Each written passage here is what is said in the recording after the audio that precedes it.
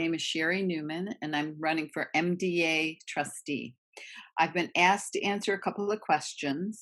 The first one is, what would you do as an at-large trustee to gain insight into members' perspectives on key issues? Well, my favorite way to communicate is always face to face. It's the most effective way for sure, builds relationships and is really important. But it's also difficult to achieve when you're talking about reaching all the people in our state. A second preference would be telephone communication. That's also a good one-on-one. A one-on-one phone call to each of the 26 components would allow issues and ideas to be voiced and discussed.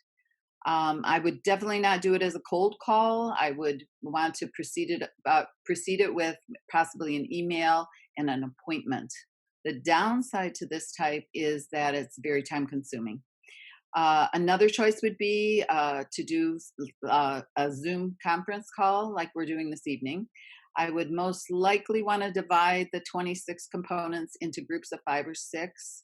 And that way it keeps the meeting small enough to allow everyone to have time to voice their opinion and discuss issues.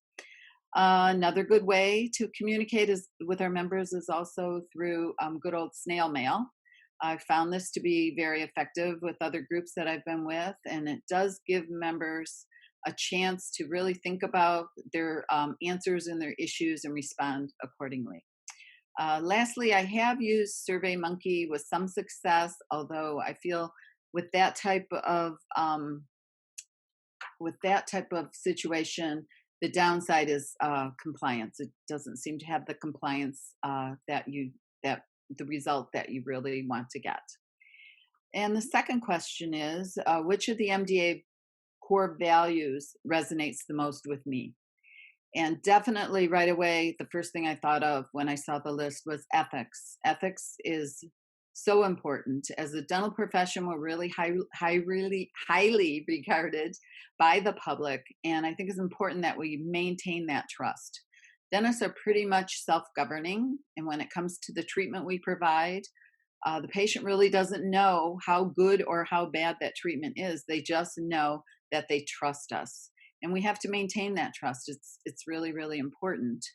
And as an association and as a representative of other dentists, we have to also make sure that ethics is at the top of our list, because we do represent a profession that we want to ensure ethical care and ethical decisions when we're making them for the Michigan Dental Association. I thank you for your time and have a good evening.